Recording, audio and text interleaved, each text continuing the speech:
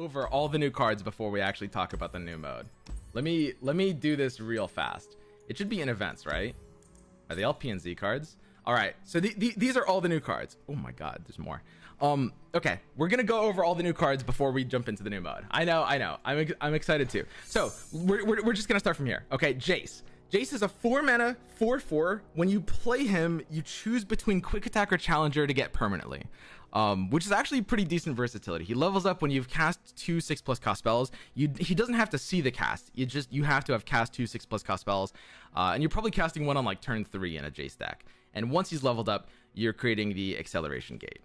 The Acceleration Gate is just give your allies +2 attack and quick attack this round. If they already have it, or double attack, give them a random keyword instead. So that's pretty expensive and it doesn't really do that much. But the real power of Jayce, as we saw in the video, was the level up ability. Once he's leveled, which is pretty easy to do in a deck that's built around him even a little bit, when he's on the board, every time you cast a 6+ cost spell, it will cast again. And that's really powerful. This is basically, I think it's a little unfair to compare this to Karma because of course it only clones a couple of kinds of spells and only once a turn.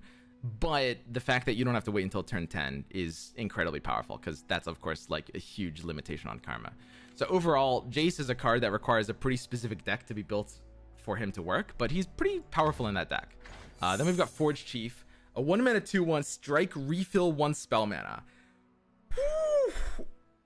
Oh man. This could actually potentially be a card. This card is not bad. It's not bad at all.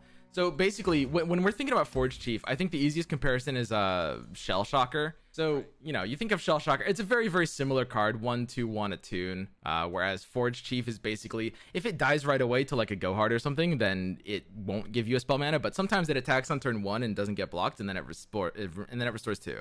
And when that happens, it's actually crazy. Like, that's insane value when that's able to happen. This card is really not bad because of it. I also do think that Shell Shocker is a pretty underrated card. I can almost guarantee that this card could have been competitive in the past, but for narrow windows that people didn't really play into. Like, Shell Shocker is a pretty solid card, and I think Forge Chief is going to be potentially pretty good as well. I don't know if it's going to be running these kinds of decks, though. We'll have to see. Pharos Financer, 2-mana 2/2, manifest a 6+ cost spell from your regions. What?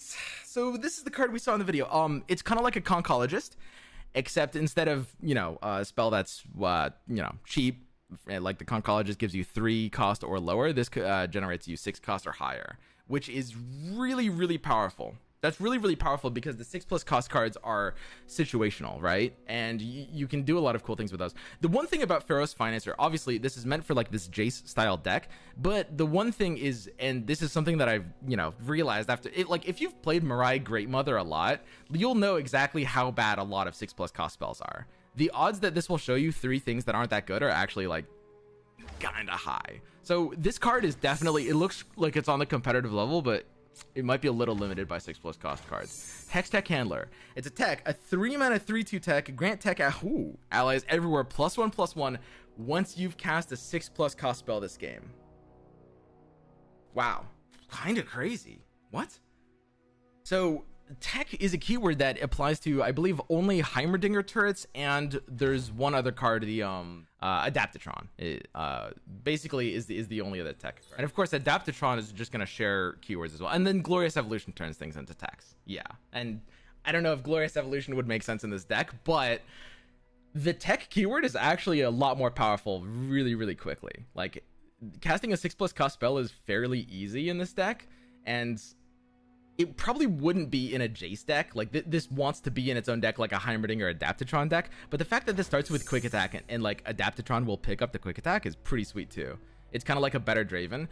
Yeah, I mean, I wouldn't say better Draven, but the fact that it has like a pretty serviceable body is really, really important. The Forge of Tomorrow is a 3-mana landmark. When I'm summoned, summon a Forge Worker. When you cast a 6+ cost spell, destroy me and refill your spell mana. All right, wait a second. So this is a 3-mana 3/3. When you summon it, it just makes a 3/3. It takes up 2 board slots, but as soon as you cast a 6+ cost spell, it will literally always give you 3 mana back, no matter what. So it's a 3 mana 3/3 that just like gives you 3 mana back a couple of turns from now, and it's got potential landmark synergy, I guess. This card is like looks completely insane. This card looks nuts. Like, you don't even need to run this in something like a Jayce deck. If you have just like a few 6 mana cards, like I'm imagining you know, like PNZ Bandle style of decks, if you're just running like a couple of a few mini morphs and stuff like that, like this card will semi reliably just give you the mana back on this. Like, this is pretty insane. Show the full art of what Forge Worker.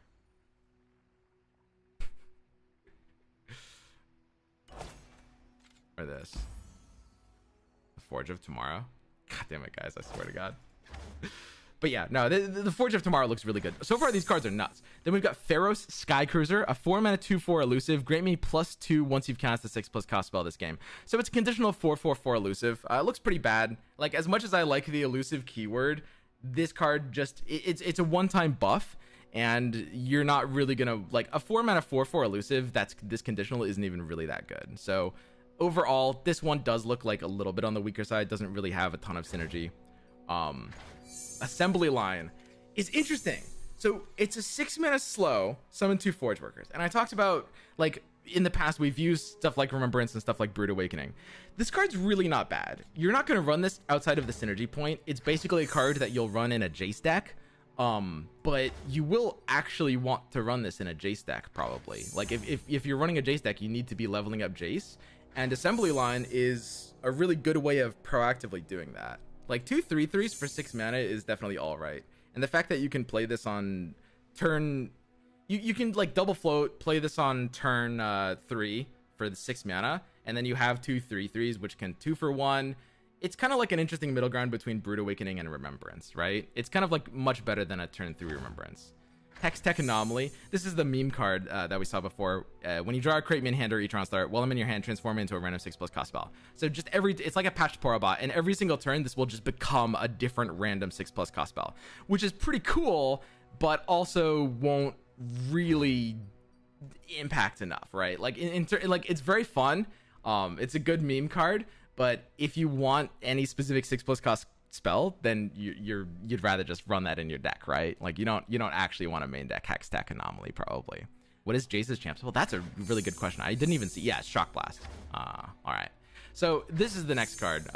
Jayce's champ spell is the 6 mana, deal 3 to an enemy or an enemy nexus and 3 to another at slow speed, which is not bad. It's a card that you'll only run off of Jayce synergy, like the 6 mana thing, or like Luck synergy, which is pretty good in that kind of deck. You're not going to run it outside of that. It's basically like a True Shot Barrage if True Shot Barrage didn't suck, right?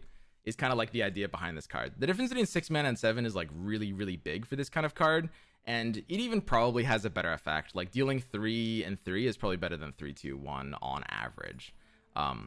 It's not bad. The fact that this has like the flexibility to go face is pretty great, especially with how PNZ plays as a region.